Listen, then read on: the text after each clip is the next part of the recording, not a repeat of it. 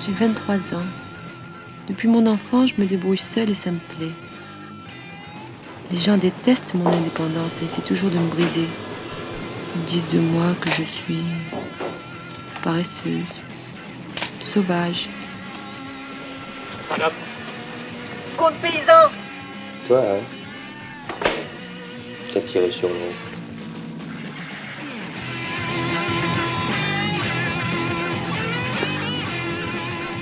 On ressemblait à Laurel et Hardy. Y a qu'elle qui puisse nous tirer d'affaire. On m'a dit une fois que je pourrais être hôtesse. J'étais assez jolie pour ça. C'est pas un peu folle? Va te faire vider si tu continues. J'enlève ma mini. T'aurais pas dû coucher avec Rosemonde. Pourquoi? T'aimerais faire autant, hein?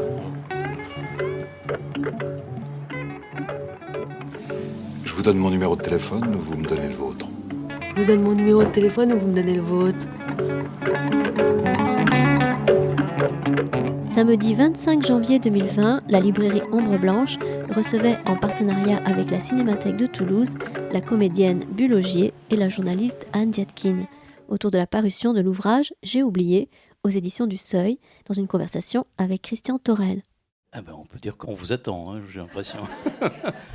Je suis très impressionnée, il faut dire. On vous attend, Mais on je ne attend. sais pas si c'est moi qu'on attend ou si c'est vous qu'on attend.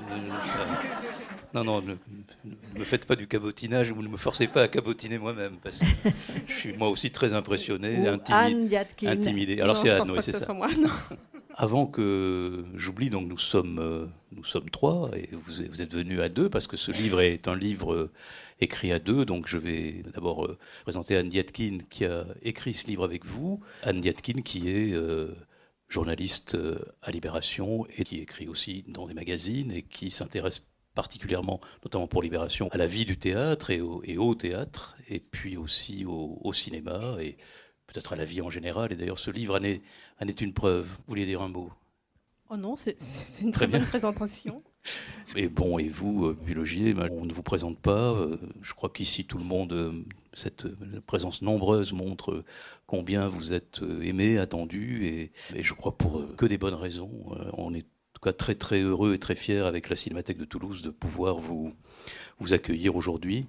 À l'annonce de la publication de ce livre J'ai oublié, c'était un peu avant l'été dernier, donc en été 19, j'ai tout de suite appelé les amis de la Cinémathèque pour leur faire part de cette publication et de l'idée peut-être de vous inviter conjointement, parce que vous êtes quelqu'un qui compte à la fois pour la librairie, pour moi personnellement, je vous l'ai dit hier, très fortement, et évidemment les cinéastes avec lesquels vous avez travaillé, et puis que vous comptez aussi beaucoup pour la Cinémathèque et le cinéma que vous avez défendu, auquel vous avez contribué, ce cinéma français auquel vous avez contribué dans les années 70, 80, 90 et après, et le cinéma que nous défendons. Alors on ne va pas revenir sur ce propos, actrice de Cinémathèque. Ah oui. Non, n'y revenons pas. Oh non. En tout cas, Franck Lubé, qui programme la Cinémathèque avec tant de talent, vous a eu au téléphone, après que nous soyons mis d'accord sur les dates d'aujourd'hui, et vous avez accepté et collaboré avec lui pour cette programmation. Hier, vous êtes venu présenter La Vallée de Barbet Schroeder, La Salamandre d'Alain Tanner, et tout à l'heure, nous aurons un autre film de Barbet Schroeder, Maîtresse, film peut-être plus singulier, peut-être un peu pas si bien accueilli à l'époque, écrivez-vous. Et puis ce soir, le film d'Ulysse Benuel, Le charme discret de la bourgeoisie. Avant demain, Le Pont du Nord. J'ai revu tous ces films récemment, et évidemment le film de Jacques Rivette, nous ne pouvons qu'engager tout le public qui est là à remplir la Cinémathèque demain pour aller le voir ou le revoir, et le voir pour ceux qui ne l'ont pas vu. Cette œuvre de Rivette qui est trop souvent méconnue, malgré le fait d'ailleurs que la Cinémathèque a fait une intégrale Rivette il y a 2 ou 3 ans. Nous devions, au mois de décembre, avoir Jean-Pierre Calfon parmi nous, puis les mouvements et les grèves l'ont empêché de venir. C'était prévu au mois de décembre. Voilà, Pierre Clémentine avait fréquenté la Cinémathèque il y a quelques années. Et vous voyez, nous ne vous avions pas oublié. mais il fallait attendre peut-être aussi un événement comme celui-ci pour vous accueillir. Voilà, j'ai oublié, c'est le fruit d'une rencontre, et votre vie, elle est faite de beaucoup de rencontres, hein. Vous en faites état toutes les deux dans ce livre, et de cette rencontre avec Anne Yatkin, c'est comment alors, toutes les deux? Qui rencontre l'autre? Ça a été un peu comme une évidence. C'est moi qui ai appelé Bulle, hein. Je t'ai appelé. Je t'ai appelé. On a hésité pendant un an, ou plutôt Bulle était hésitante. Peut-être parce que tu disais d'une part que les souvenirs d'actrice, tu peux me contredire hein, si tu n'es pas d'accord avec ce que je dis, mais que les souvenirs, revenir sur le passé ne t'intéressaient pas tant que ça. Et surtout, tu avais le sentiment que tu disais « j'ai oublié ». Et moi, je trouvais que c'était intéressant, justement, ça ne me posait aucun problème, puisque je trouvais ça bien d'oublier, de raconter ce qu'on a oublié, et ce qui peut revenir quand on essaye de se souvenir, sans forcément se forcer à se souvenir d'ailleurs, puisqu'on partait souvent de choses très quotidiennes et des moments présents, en fait, pour rejoindre le passé. Donc, Bulle a hésité pendant un an, je pense, à peu près. Et quand on s'est mis à travailler ensemble, en fait, ça a été direct. On s'est tout de suite mis à travailler. Il n'y a pas eu de règles, il n'y a pas eu de préambule. Je suis venue une fois chez Bulle et puis on a... Oui. Vous n'avez pas oublié comment vous avez travaillé ensemble, quand même, Bulle Augier, non? Non. Vous voulez nous dire un peu? Vous voyez le début du livre qui commence par l'appartement, par l'immeuble, par l'endroit où je suis depuis 50 ans. C'est tout de suite ce que j'ai expliqué à Anne, où elle était. J'ai expliqué où elle se trouvait. Et le livre commence avec ça. Donc ça a été une évidence. Je lui ai dit, voilà, tu vois, vous voyez, je suis là depuis tellement longtemps. Enfin, c'était comme ça, c'était comme ça, c'était comme ça, ça a changé, c'est comme ça, c'est comme ça. Et c'est dans le livre dès le début. L'entrée en matière n'a pas été travaillée, elle a été d'emblée. Si quelqu'un vous avait proposé d'écrire des mémoires, qu'est-ce que vous auriez dit, fait? J'aurais pas fait. Vous ne l'auriez pas fait? Non. D'accord. Non. Je crois que c'est parce que, d'abord, je connaissais ce que racontait Anne sur les personnes qu'elle rencontrait, sur les portraits qu'elle faisait, sur les pièces qu'elle voyait, ou les spectacles, ou les films, enfin, ou je ne sais pas. Enfin, j'avais lu plusieurs choses qui me plaisaient beaucoup, puis on avait déjà fait un article ensemble pour le dos de Libération, et je trouvais que ce qu'elle avait chopé chez moi, c'était moi, mais c'était aussi sa fantaisie. Et j'aimais cette fantaisie qui rejoignait la mienne. Voilà, comme ça. Donc c'est ni mémoire, ni anti-mémoire, ni tout à fait littérature, ni tout à fait essai. Pourtant, bon, vous avez une médicis de l'essai, et c'est formidable parce que ça a mis encore plus le livre en lumière, et on trouve cette citation de Malraux quand justement il ne veut pas écrire ses mémoires et qu'il écrit des anti-mémoires, il dit pourquoi me souvenir? Pourquoi me souvenir? Vous avez eu, vous, cette pensée, pourquoi me souvenir? Oui, parce que j'essaye de vivre le moment présent avec difficulté, et puis peut-être demain, avec aussi quelques difficultés. Alors je me dis, si je dois partir dans le passé, je m'en sors pas. Mais justement, on en parlait il y a quelques minutes avec Anne Yatkin, en évoquant un peu le moment présent. D'ailleurs, vous le dites, Anne Yatkin, dans un des entretiens que vous avez donnés vous-même à France Culture, dont vous êtes parti sur ce principe de l'association libre. Ah, je ne crois pas avoir utilisé ce terme. C'est, en tout cas, c'est ce qui est dit dans un entretien. Ouais, mais bon. d'accord.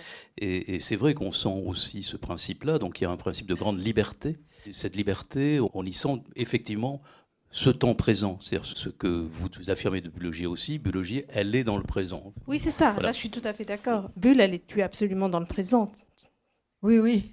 Tu vois des spectacles, tu vois des films, tu vois plein de choses. Pas assez, mais enfin bon. Tout le temps. J'essaye. Tu es la personne qui voit le plus de choses que je connais. Ah bon? C'est gentil de me dire ça. Ça me donne du courage pour continuer. Une sorte de curiosité aussi, puis dans le présent politique aussi. Enfin, tu n'es pas du tout dans la nostalgie et dans la remémoration de ce que tu as pu faire. Voilà, il y a 10 ans, il y a 20 ans, il y a 30 ans. C'est pas du tout ça ta vie. On peut ajouter un autre terme que vous avez prononcé tout à l'heure, d'ailleurs, quand vous avez parlé de vous et de cette première rencontre, c'est ce terme d'évidence. C'est-à-dire que non seulement il y a du temps présent durant toute la lecture de ce livre, et peut-être aussi donc son écriture, on est dans le présent plus que dans l'évocation du passé. C'est une vie dans laquelle vous êtes, que vous continuez à donner non pas comme une chose passée, mais comme une chose vivante en vous, donc présente. Et surtout, ce livre, on peut le lire comme il y a une évidence tout au long de la lecture. Voilà, on a l'impression d'une évidence. Et j'aime bien ce terme à ce propos. Est-ce que, comme vous l'avez prononcé aussi, est-ce que ça vous paraît un terme juste, notamment dans la relation que vous avez eue et dans ce que vous avez écrit, qui est la relation de cette relation? Ah oui, c'était très simple.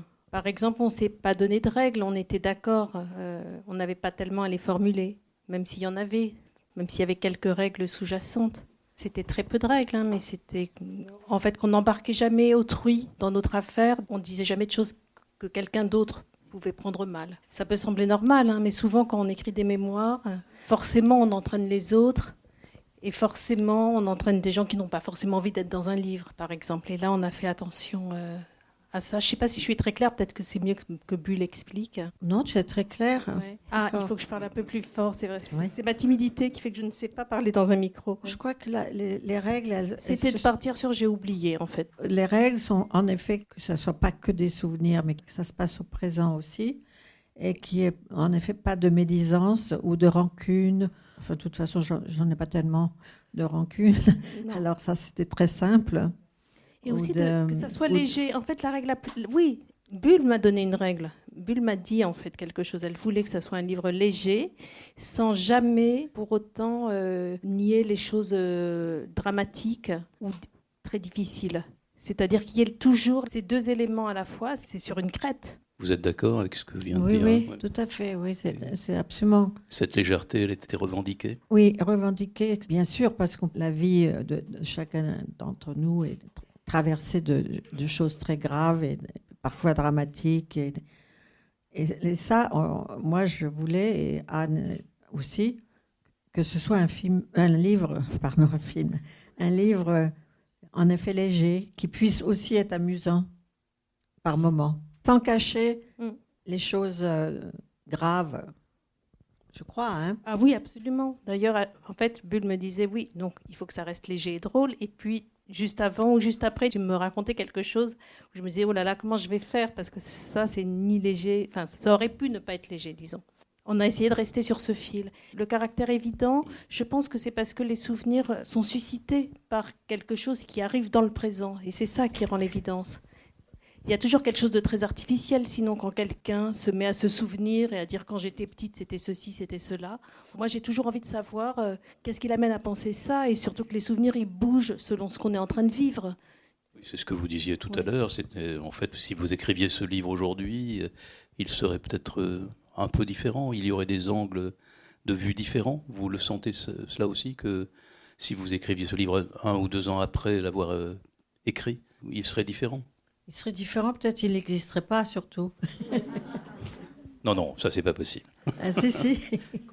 Ce que je veux dire différent dans le sens où, par exemple, tu aurais parlé d'Anna, par exemple d'Anna Karina, parce que sa disparition t'a ému, bouleversé même, ou de Claude Régis, d'une manière un peu différente peut-être. Du coup, ça t'aurait amené à parler d'un film comme Rendez-vous à Bray, qui n'est pas dans le livre. Enfin, c'est-à-dire que c'est la déambulation, les grandes étapes seraient les mêmes, mais la déambulation serait différente. Oui, c'est très bien dit, très bien analysé.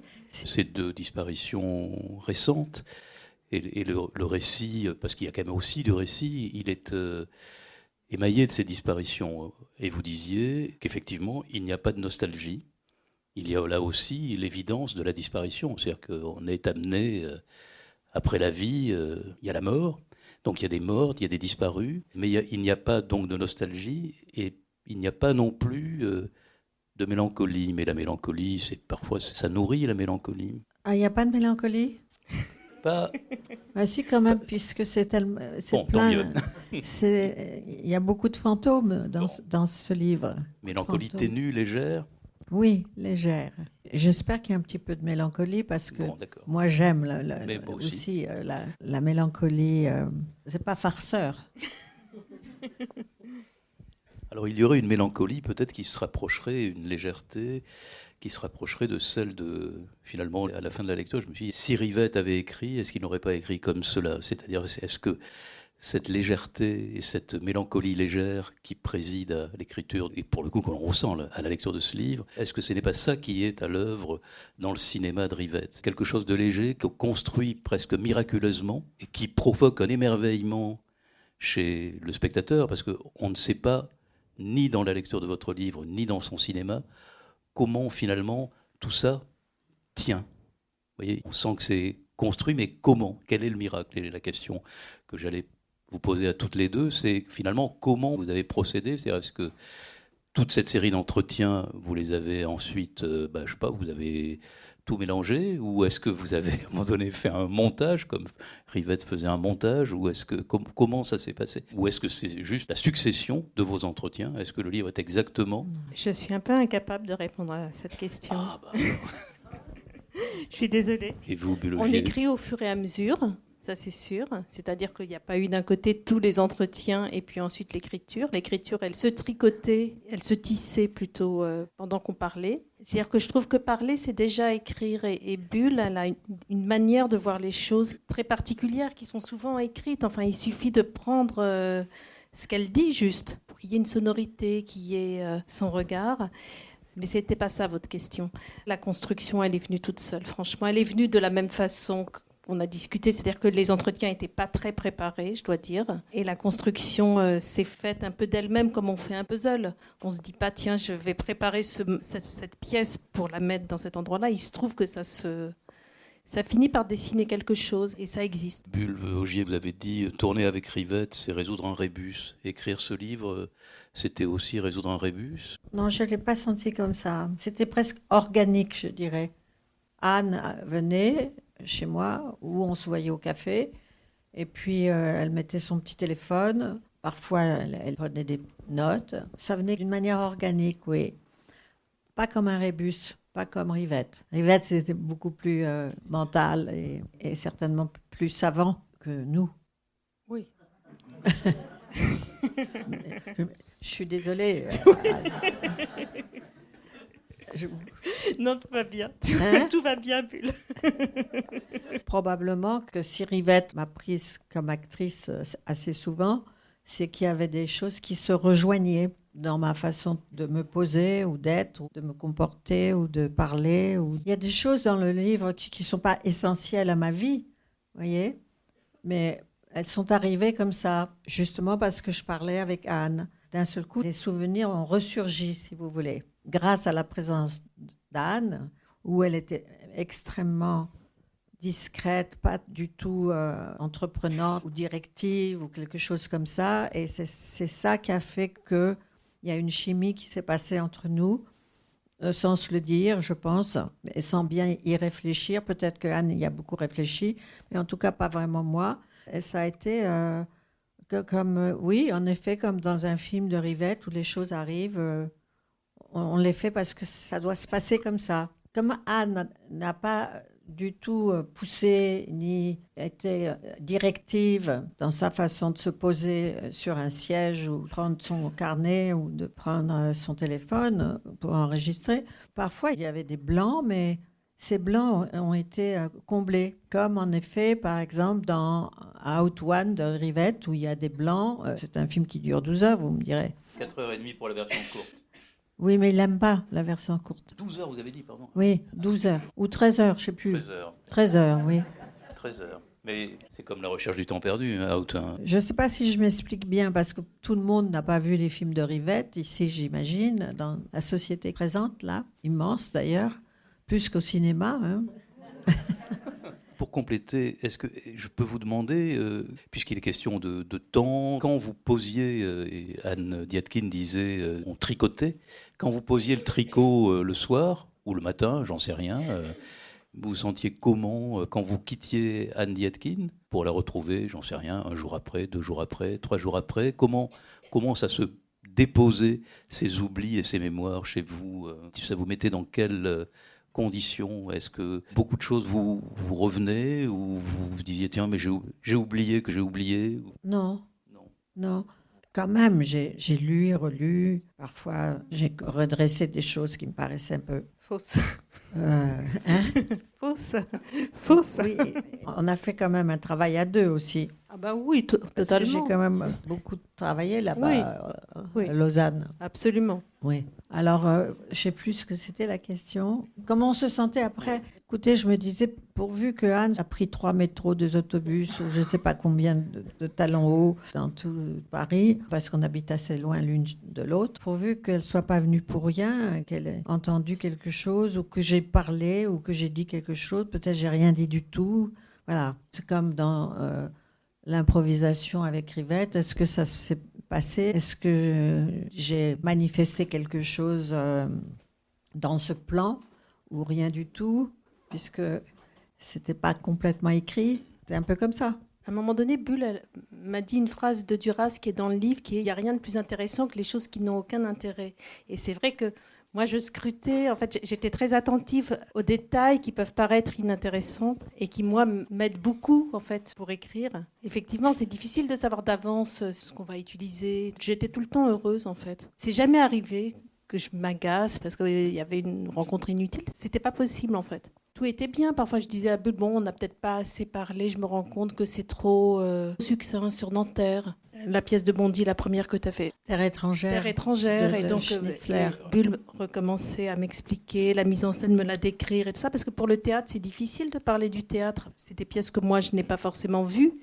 Et donc, du coup, je dépendais vraiment que Bulle me décrive des choses que je ne savais pas, quoi. Oui, parce qu'on n'a souvent, pas ça du tout le même âge. partait... Et justement, Bulle partait de détails. Il me disait, oui, il y a eu les coquetiers, il y a eu des œufs à la coque qui ont débloqué le personnage. Donc, c'est souvent, les choses partent souvent de détails, avec des questions sur le processus de comment est-ce qu'un personnage venait aussi. Au théâtre. Oui, au théâtre. Ou au cinéma, d'ailleurs. Oui, comment tu faisais arriver un personnage. Il y avait beaucoup de questions là-dessus. Et vous avez répondu tout le temps? Ben ouais, toujours. Oui. Hein. Et puis de toute manière, si c'était oublié, c'était oublié. Et alors justement, comme il est question de personnages, on va en venir aux vôtres. Ils sont quand même nombreux parce que vous en avez rencontré plein dans votre vie. Vous allez encore en rencontrer plein. Vous en rencontrez plein aujourd'hui qui est du présent. Donc, Oui. mais enfin, vous évoquez aussi ceux du passé. Et bon, vous dites jeu, évidemment. Vous avez choisi parce que c'est évident. Hein, il fallait écrire jeu pour vous. Et puis il y a ce jeu qui va croiser des personnages qui sont beaucoup d'acteurs, des metteurs en scène, des cinéastes, quelques autres, beaucoup d'acteurs. Donc il y a beaucoup d'acteurs sur la scène de J'ai oublié. Ah bon?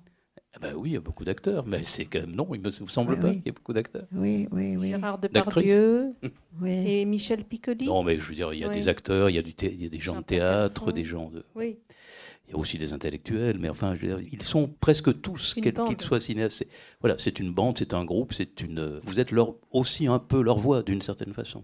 Enfin, Anne y tenait. Elle a fait cette proposition. C'est pas moi qui l'ai fait parce que je n'ai pas pensé de ne pas faire, parce que je ne connais pas bien les biographies d'acteurs et d'actrices, du name dropping, ce qu'on appelle maintenant.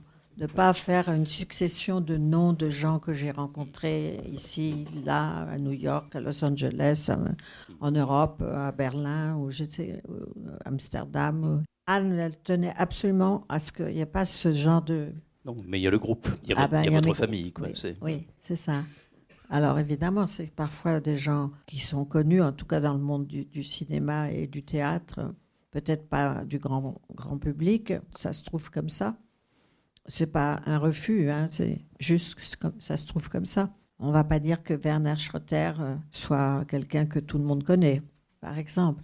Mais c'est un grand metteur en scène, un grand poète, quelqu'un de magnifique, allemand, qui est évoqué dans le livre plusieurs fois. Par exemple, tout d'un coup, à cause de cet appartement, je me souviens qu'il y a Hervé Guibert. Alors bon, là, les gens le connaissent un peu quand même. Encore que c'est pas sûr, parce qu'on est en 2020 maintenant. On l'oublie un peu en ce moment, malheureusement, c'est vrai. On oublie un peu de lire Guibert en ce moment. Oui, mais il va revenir. J'espère. Il va revenir. Non, c'est vrai qu'il y a beaucoup de gens qui ont disparu dans ce livre, mais c'est pas mélancolique, c'est pas triste. Au contraire, c'est toujours sous un angle, grâce à Anne, sous un angle grâce à nous deux, oui, enfin, à notre rencontre. sous un angle ludique. C'est-à-dire qu'effectivement, les gens apparaissent, mais à condition de faire quelque chose. Ils n'apparaissent pas comme des noms, ils apparaissent dans la vie de bulle. Enfin, ils sont présentés dans le livre parce qu'ils sont en train d'agir. Ils ne sont pas décoratifs. Je disais acteur parce que, bon, évidemment, il y a la lumière du cinéma dans votre livre, mais il me semble que presque plus il y a la lumière du théâtre. Et il y a des gens du théâtre qui semblent que vous mettez en lumière vraiment avec beaucoup d'attention et beaucoup d'admiration. Alors il y a Madeleine Renaud, mais il y a aussi Patrice Chéreau et Luc Bondy. Toute la fin du livre et les pages finales, par celle que vous consacrez à Olivera et quelques autres, on sent un très puissant amour du théâtre. On sent que le théâtre vous a apporté des choses que peut-être le cinéma vous a moins apporté. C'est une question. Ah non, évidemment, dans les dernières 10 années, j'ai moins fait de films qui me représentaient. Et par contre, le théâtre a pris une place importante. Oui, avec Chéreau. Il me semble que le cinéma est évoqué quand même. C'est pour vous entendre sur le théâtre que je vous pose la question. Le théâtre, c'est vraiment une expérience de groupe, au quotidien, vivant, entre le metteur en scène et les acteurs et le texte. Tandis qu'au cinéma, il y a quand même tout un groupe de techniciens à la lumière, de machinistes, du son, du cadre. C'est pas exactement le même rapport. Puis vous avez quand même travaillé avec les plus grands. Bondy, Régis, Chéreau. Ah oui, Régis, oui.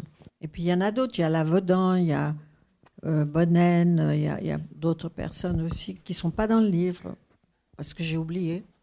Oui, ils ne sont pas venus dans le livre, en fait. Ils ne sont pas arrivés, oui. Ils ne sont pas arrivés. Nous aurons un volume 2 ou... Non, mais non, il n'y aura pas de volume 2, non. Il n'y aura pas de volume 2, et parfois je me dis, c'est dommage, ça, j'y ai pas pensé, j'ai oublié.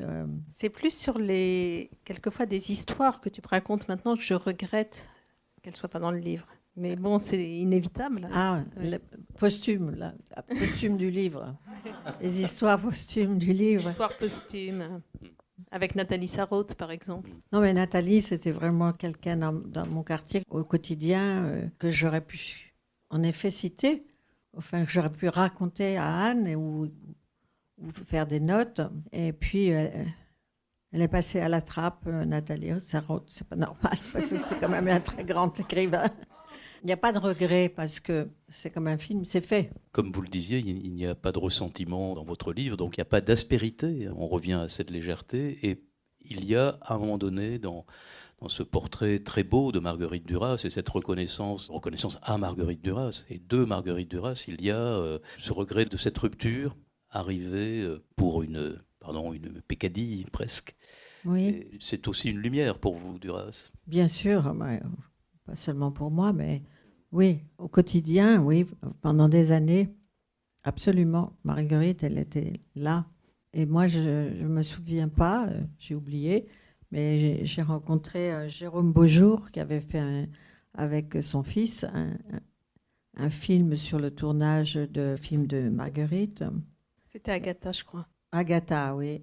Paraît-il qu'elle disait toujours ma petite bulle chérie, ma petite chérie, ma belle petite chérie. Enfin, vous voyez, c'était vraiment quelque chose de tellement tendre et tellement merveilleux que j'en oubliais le grand écrivain pour avoir seulement l'affection et la tendresse et puis l'amusement qu'on pouvait avoir aussi ensemble.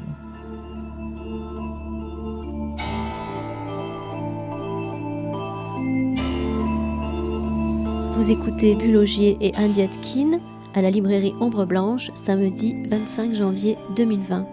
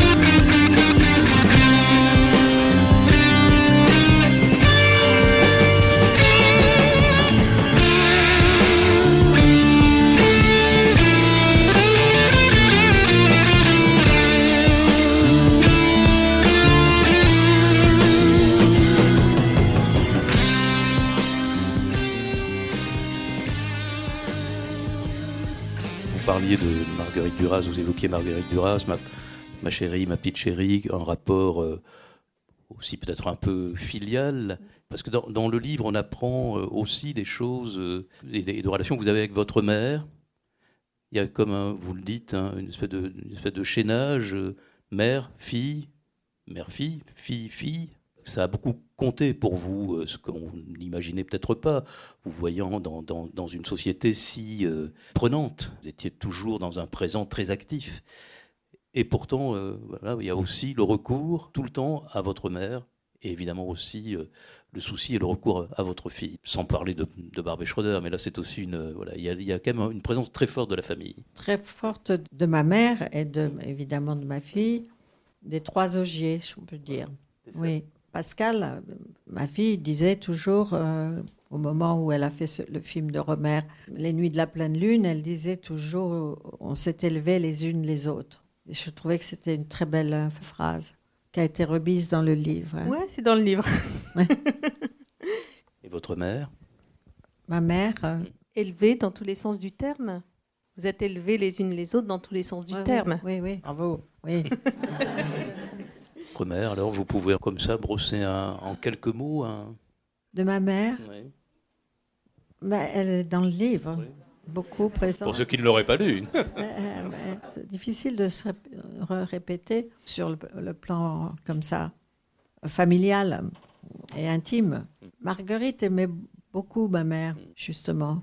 C'est une vue de côté, c'est très bien. Donc Marguerite aimait beaucoup votre mère. Et mère elle vous aimait beaucoup aussi. Elle était peintre, alors évidemment, vous m'avez amené à la fondation Bamberg.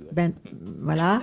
Et j'ai vu beaucoup de peintres là dont ma mère me parlait beaucoup, particulièrement Bonnard. J'ai vu des tableaux de Clouet. Ma mère parlait toujours de Clouet, je ne savais pas qui c'était. Elle était excentrique aussi. Pour une famille plutôt bourgeoise, elle était assez libre quand même. Femme qui a divorcé en 1939, c'est pas si facile dans une famille catholique bourgeoise, mais enfin, je sais pas si c'est le moment de parler de ça, si. Non, c'est très bien. La vue de côté par Marguerite Duras, elle est parfaitement bien. Ah bon? Anne, vous avez senti cela comment, vous, cette question de la relation à l'intimité, justement? Je me souviens effectivement de peintures, en fait, chez Bulle, qui sont signées de la mère de Bulle. Et donc, il y a un autoportrait avec un chapeau, un portrait de Bulle enfant aussi. Et ce qui est étonnant, en fait, c'est que le portrait de Bulle enfant, il est dans le décor de maîtresse, dans la chambre à coucher de maîtresse.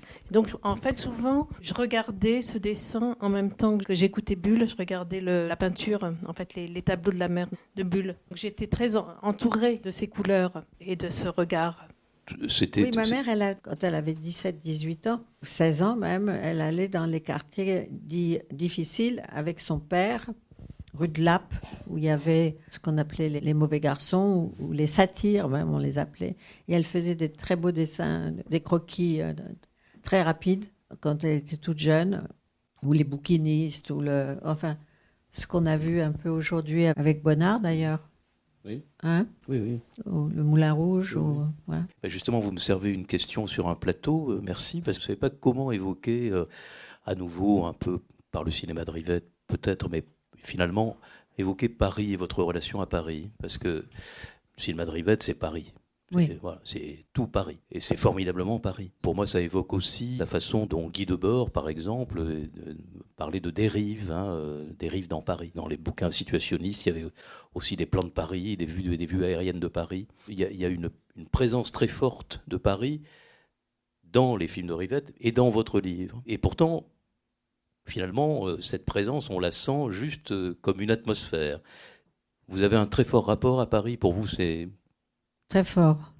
Oui, parce que je suis née à Paris, donc j'ai été élevée à Paris, et puis j'ai pu voir pour toutes ces dizaines d'années l'évolution, et puis je m'échappais avec mes copines de classe, on allait dans des quartiers qui n'étaient pas raisonnables, à Barbès, parce qu'il y avait des tissus qui n'étaient pas chers, et vous pouvez faire par la couturière une robe d'été.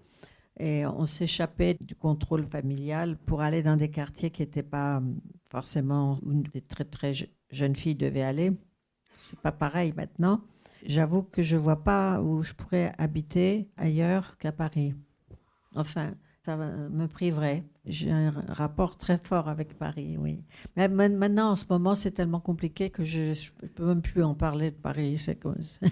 Mais souvent, vous marchez dans les films, vous arpentez, vous marchez dans les films de Rivette, vous marchez dans La Salamandre. Ah oui, j'ai beaucoup marché dans Paris, oui, ça c'est vrai. Mais pas tellement parce que très très vite, à la majorité, c'était 21 ans, j'ai voulu passer mon permis de conduire pour être libre.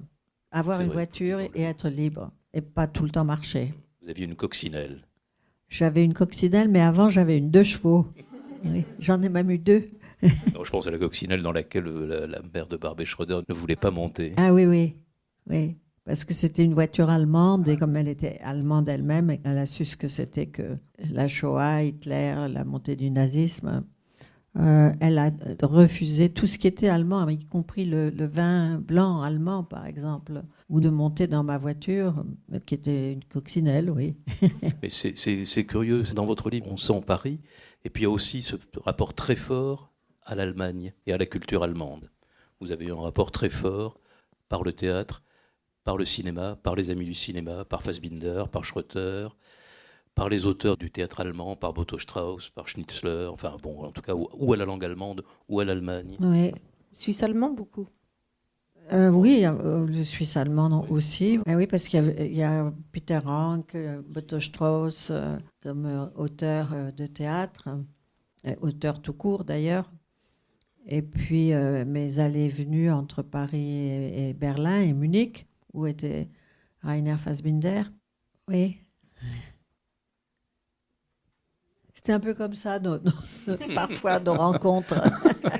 Mais écoutez, nous les prenons comme elles viennent. On était moins impressionnés parce qu'on pouvait se taire, voilà, c'est ça.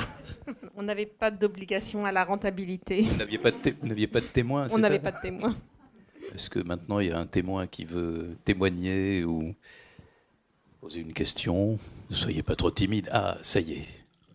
Je voudrais vous remercier simplement, je n'ai pas de questions, parce que votre film La Salamandre était un film d'une telle liberté, d'une telle audace, que je pense qu'il m'a aidé à me construire dans ma vie de jeune femme. Donc, je suis très émue de vous voir aujourd'hui. Et après, j'ai suivi votre carrière, j'ai vu vos films, j'ai eu la grande joie de vous voir jouer sur scène avec Madeleine Renaud à Paris. Et ça a été un moment aussi extraordinaire. Mais voilà, je pense que la Salamandre, voilà, vous ne m'avez jamais quittée depuis La Salamandre. Merci, c'est formidable, merci. Vous intimidez tout le monde. Hein. Vous avez parlé de l'ambiance dans les films de Paris, mais il y avait aussi de l'ambiance autre dans les films de Marguerite Duras. Oui, mais c'est surtout M. Torel qui a parlé de l'ambiance dans les films de Rivette. Comment c'était quand elle vous dirigeait ? Marguerite, c'est-à-dire, elle disait oh, « tu vas là, lève le bras pour voir, lève tes bras », bon, ou elle fermait les yeux pour écouter le texte. Est-ce qu'elle écrivait pour vous le texte ? Non. En pensant déjà à vous ? Non, elle a écrit pour Madeleine. Madeleine, c'était un peu comme sa mère pour elle. D'ailleurs, les journées entières dans les arbres, elle ne l'aurait pas fait jouer par quelqu'un d'autre que par Madeleine. Et puis, Eden Cinéma, pareil. Et puis... Savannah B. Savannah B. Savannah B. Non, et en plus, si on voit, il y a un reportage de Michel Porte sur nos répétitions, et on voit que Marguerite a un ton assez autoritaire et moqueur avec Madeleine Renaud, comme elle aurait pu avoir avec sa mère, mais pas vis-à-vis d'une grande actrice. Vraiment, plusieurs personnes ont dit, vraiment, elle traite Madeleine Renaud, où elle lui écrit des rôles en pensant beaucoup à sa mère, à sa propre mère. Et elle avait une relation comme ça, en tant que metteur en scène ou en tant qu'auteur, avec Madeleine, en mettant de côté le respect qu'on peut avoir pour cette grande actrice. Où elle l'a traitée comme on peut faire avec sa propre mère, en disant, écoute, laisse-moi tranquille, ou ne crie pas si fort, c'est pas la peine de parler si fort, ou des choses comme ça. Au lieu de prendre des gants en disant j'aimerais mieux que tu baisses un peu la voix. Vous voyez, c'était beaucoup plus radical. Il y a un très beau film là-dessus, fait par Michel Porte. Je ne sais pas si vous l'avez vu. Non. Je sais que quand les spectateurs voient ce film, ils aiment beaucoup parce qu'ils découvrent quelque chose par rapport au travail de Marguerite et à son rapport avec Madeleine. Et Madeleine, qui hausse les épaules en disant « Tu connais pas le théâtre ». C'est difficile de parler de soi. Je peux parler avec Anne ou avec vous, parce qu'on se connaît déjà depuis hier. Mais là, avec... Mais nous aussi, c'est comme si on vous connaissait, puisqu'on vous a vu jouer. Ah oui. Mais moi, je ne vous connais pas. Alors, il y a quand même une timidité, si vous voulez, ou une chose un peu secrète, difficile à s'exposer, à parler de soi ou de sa propre mère. Enfin, je pense que c'est bien dit dans... Je ne veux pas vendre le livre, mais c'est bien dit dans le livre de M. Christian Torel, que M. Christian Torel a là. Qui est le vôtre, je vous signale. Hein? C'est votre livre. D'abord, merci, parce que j'ai lu ce livre avec beaucoup de bonheur. Il y a votre esprit libre qui le traverse tout le temps. Et ce que je voulais dire, c'est que, pour ceux qui ne l'ont pas lu, c'est que c'est tout sauf une série d'anecdotes de cinéma et de théâtre. C'est un travail que vous avez fait à deux, qui nous restitue, à ceux qui sont un peu de votre génération, toute une période, toute une histoire sociale, en fait. Toute une ambiance et toute une histoire sociale. C'est un peu ce qu'a dit aussi Françoise à propos de la salamandre. La position des femmes en particulier. Et je voudrais saluer le courage que vous avez quand vous racontez certaines parties intimes, violentes de votre vie. Voilà, c'est aussi du courage. Voilà. Merci beaucoup. Merci infiniment. C'est une très belle chose que vous venez de dire là. La liberté, le courage. Merci. Mais c'est vrai qu'on n'avait pas du tout envie d'anecdotes, en fait. Merci beaucoup pour vos interventions, pour votre lecture. Peut-être je vais proposer dans ce cas-là que nous nous arrêtions ici. Est-ce que vous acceptez de dédicacer toutes les deux? Voilà, merci à tous.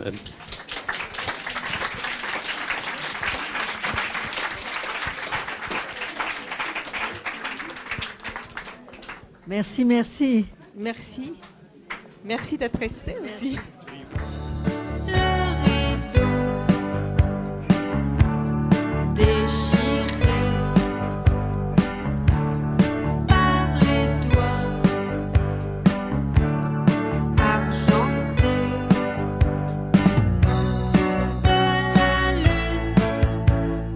L'ouvrage J'ai oublié, prix Médicis de l'essai en 2019, est publié au Seuil Éditions. Vous venez d'écouter une rencontre avec Bulogier et Anne Dyadkine, enregistrée le 25 janvier 2020 à la librairie Ombre Blanche, lors d'un week-end du 24 au 26 janvier avec Bulogier, organisé en partenariat avec la Cinémathèque de Toulouse.